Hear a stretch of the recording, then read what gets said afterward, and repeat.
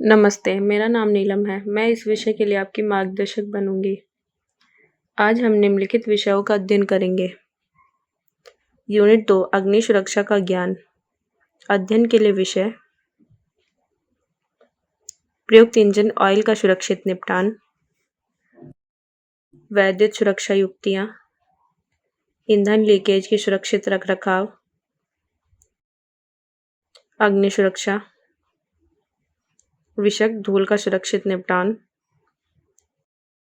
सुरक्षित रखरखाव और समय समय पर लिफ्टिंग उपकरण का परीक्षण। पहले विषय के साथ शुरू करते हैं। नंबर 1 प्रयुक्त इंजन ऑयल का सुरक्षित निपटान।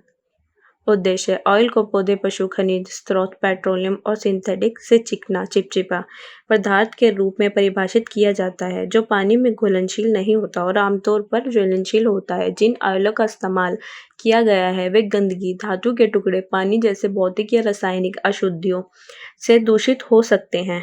तूफान नालियाँ या जलमार्ग में प्रवेश करने वाले तेल एक गंभीर पर्यावरणीय खतरा है। प्रयुक्त ऑयल ताजे पानी को प्रदूषित कर सकता है। इस प्रक्रिया का उद्देश्य उपकरण के रखरखाव के संचालन प्रक्रियाओं और किसी अन्य गतिविधि से जहां ऑयल का उपयोग किया गया है से उपयोग किए गए ऑयल को संभालने और निपटाने के लिए उचित संसाधनों का वर्णन करना है। सुरक्षित निपटान के लिए प्रक्रियाएं। दस्ताने पहने क्योंकि ऑयल में रासायनिक और संदूषक होते हैं जो त्वचा के संपर्क के लिए अच्छे नहीं होते। उपयोग किए गए तेल को एक साफ प्लास्टिक या धातु के कंटेनर में अच्छी स्थिति और तंग ढक्कन के साथ रखें। यदि तेल गर्म है तो अन्य पदार्थ के साथ संपर्क से बचें क्योंकि मिश्रण से इग्निशन हो सकता है या प्राप्त कंटेनर को थर्मल शॉक के कारण फ्रैक्चर हो सकता है। किसी अन्य पदार्थ के साथ मिश्रित ईंधन का उपयोग गए तेल को मिश्रण करने की अनुमति न दें क्योंकि इससे अज्ञात और खतरनाक रासायनिक प्रक्रियाएं हो सकती हैं। इस्तेमाल किए गए तेल को गैस सिलेंडर और गैसोलीन से दूर रखना चाहिए। शीर्ष तक कंटेनर न भरें लेकिन रिम के नीचे 1 या 2 इंच की जगह दें। कंटेनर को सामग्री और विभाग के साथ लेबल करें। अब हम वैद्युत सुरक्षा युक्तियों का अध्ययन करते हैं। नंबर 2 वैद्युत सुरक्षा युक्तियाँ। ऐसे व्यक्ति को कैसे बचाया जाए जो एक जीवित तार के संपर्क में है। चरण 1 ऐसी सामग्री जो कि वैद्युत की अवरोध हो जैसे सूखी लकड़ी रबड़ अथवा प्लास्टिक पर खड़े होकर अथवा इसके अतिरिक्त किसी भी वैद्युत अवरोध के द्वारा अपना बचाव करते हुए वैद्युत से संबंध को हटाना। इसके लिए या तो व्यक्ति को अथवा तार उपकरण को धकेलकर अथवा खींचकर अलग करना। चरण 2 प्रभावित व्यक्ति से सीधे संबंध से बचना। यदि रबड़ के दस्ताने उपलब्ध न हो तो अपने हाथों पर सूखा कपड़ा या कागज को लपेटकर अगर आपने कोई वैद्युत अवरोध का प्रयोग नहीं किया हुआ है तो घायल व्यक्ति को नंगे हाथों से न छूना चाहिए। अगर झटके का शिकार व्यक्ति ऊंची जगह पर काम कर रहा है तो उपयुक्त उपाय करते हुए उसे गिरने से बचाने की कोशिश करनी चाहिए अथवा यह सुनिश्चित करना चाहिए कि वह सुरक्षित स्थान पर गिरे। चरण 3 यदि पीड़ित बेहोश है और सांस ले रहा है तो गर्दन सीना और कमर के कपड़े को ढीला कर और उसे स्वस्थ होने की स्थिति में रखें। चरण 4 श्वास और नाड़ी चलने की दर पर निरंतर ध्यान रखें। पीड़ित को अधिक से अधिक सुरक्षित रखें।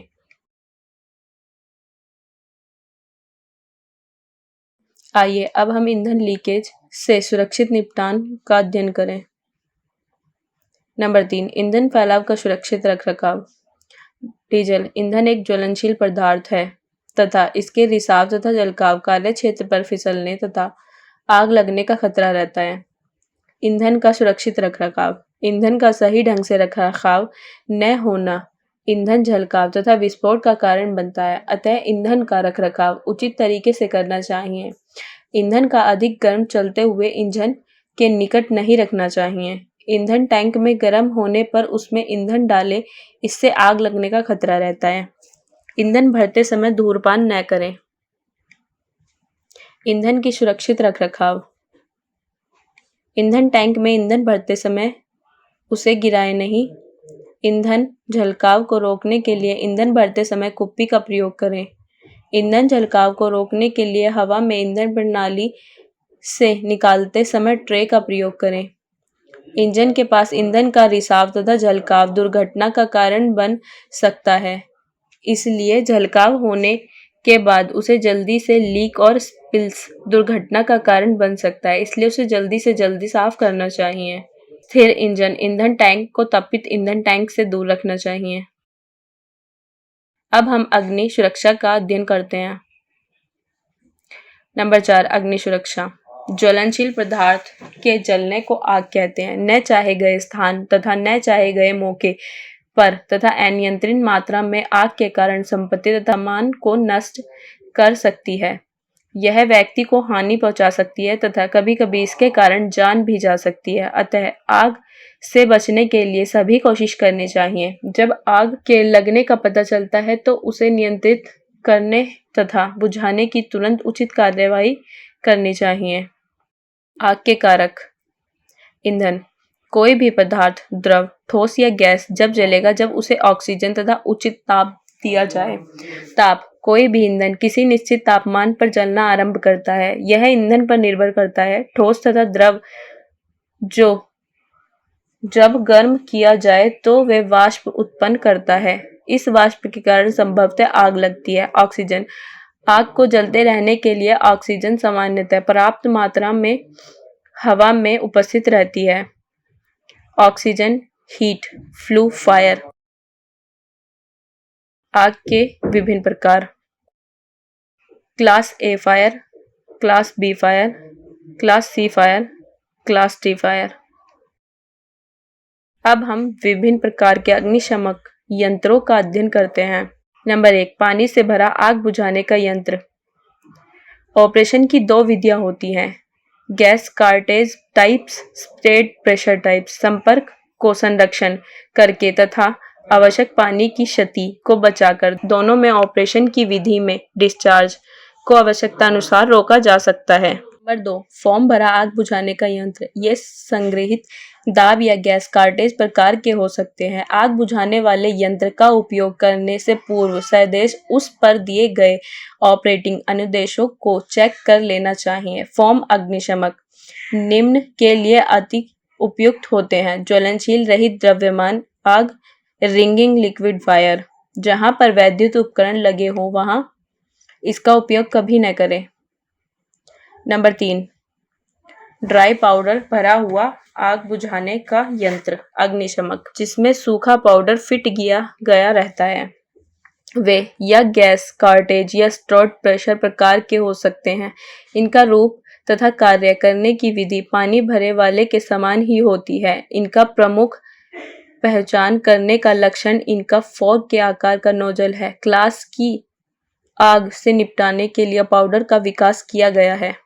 नंबर 4, डाई ऑक्साइड से भरा अग्निशमक। ये अपने विशिष्ट आकार के डिस्चार्ज होने के कारण आसानी से पहचान किए जा सकते हैं। ये क्लास बी आग के लिए उपयुक्त हैं। जमाव के कारण प्रदूषण को रोकने के लिए ज़्यादा उपयुक्त हैं। साधारणतः खुली हवा में प्रभावी नहीं होते। उपयोग करने से पूर्व सदैव कंटेनर पर दिए गए चालान के अनुदेशों की जांच कर ले या सदैव किए करने के विभिन्न गेटेज के साथ मिलते हैं, जैसे प्लंजर, लीवर, ट्रिगर इत्यादि। नंबर 5, हेलन भरा आग बुझाने का यंत्र।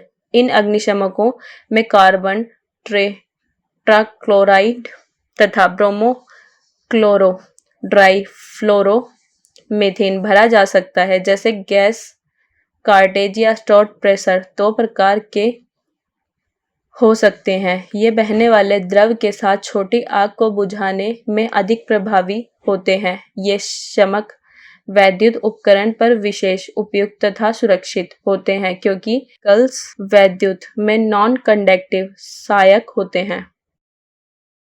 अब हम विषुक्त धूल के सुरक्षित निपटान का अध्ययन करते हैं। नंबर 5, जहरीली धूल का सुरक्षित निपटान।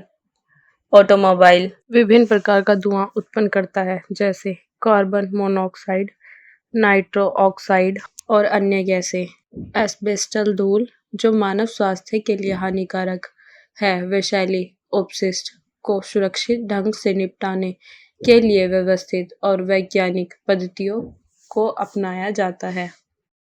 वाहन के विभिन्न घटकों और भागों से धूल को साफ करने के लिए संपीड़ित हवा का उपयोग न करें। किसी वाहन की सफाई के बाद इस वाहन के आहार में कुछ रसायन मौजूद होते हैं जो विषाक्त हो जाते हैं, इसलिए अन्य कपड़ों से अलग कपड़े धो लें ताकि जहरीली धूल दूसरे कपड़ों में न जाए। जहरीले कचरे को खत्म करने के लिए छोटे आहार ढेर बनाएं और दिन के अंत तक बड़े आहार ढेर की प्रतीक्षा करने की बजाय उन्हें सहज रूप से निपटान करें। अब हम सुरक्षित रखरखाव और लिफ्टिंग उपकरण के आवधिक परीक्षण का अध्ययन करते हैं। नंबर 6, सुरक्षित रखरखाव और समय समय पर लिफ्टिंग उपकरण का परीक्षण। सुरक्षित और सफल लिफ्टिंग ऑपरेशनों की निर्भरता इस बात पर है कि समय समय पर लिफ्टिंग उपकरण का परीक्षण तथा उनका रखरखाव हो रहा है कि नहीं। इन उपकरण की असफलता के कारण बड़ी हानि तथा घातक दुर्घटना हो सकती है। लिफ्टों और क्रेनों के रखरखाव के लिए सुरक्षा सावधानियां। प्रयोग किए जा रहे उपकरण के सुरक्षित कार्य भार स्तर से आगे कभी न जाएं। गाड़ी के नीचे काम करने के लिए जाने से पूर्व हमेशा गाड़ी या वाहन को एक्सल स्टैंड के माध्यम से सहयोग प्रदान करें। उठे तथा हटे हुए भार पर अक्सर हमेशा खतरा बना रहता है। कभी भी बिना सहयोग व उठे हुए भार जैसे कि उठे हुए इंजन के नीचे कार्य नहीं करना चाहिए। हमेशा सुनिश्चित करें कि लिफ्टिंग उपकरण जैसे कि जैक, उत्तलकों, एक्सल स्टैंड्स, स्लिंग्स इत्यादि कार्यों के लिए सही है तथा यह अच्छी अवस्था में है एवं इनका रखरखाव अच्छे से हो रहा है। लिफ्टिंग उपकरणों का समयानुसार परीक्षण। लिफ्टिंग उपकरणों के भाग, लिफ्टिंग चैनल, स्लिंग्स, चैन, उत्तल का प्रयोग करने से पूर्व दृश्य निरीक्षण करें। दिव्य द्वारा चल रही लिफ्टिंग या क्रेन में समयानुसार ऑयल का स्तर जांच लें या समय समय पर ऑयल भरें। साल में 1 या 2 बार लिफ्टिंग उपकरण की मरम्मत करनी चाहिए। उठाने वाले उपकरण को वर्ष में 1 या 2 बार ओवरहॉल करें। समय समय पर बिजली के कनेक्शन की जांच करनी चाहिए। लिफ्टिंग उपकरण का अंशांकन साल में 1 बार जरूर करना चाहिए। अंशांकन प्रमाण पत्र भी अधिकृत परीक्षण केंद्र द्वारा प्राप्त किया जाना चाहिए। नमस्ते, मेरा नाम नीलम है। इसके द्वारा आप मैकेनिक डीजल व्यापार की यूनिट 2 को पूरा करते हैं। अब आप सेफ्टी से संबंधित सभी अवधारणाओं को जानते हैं।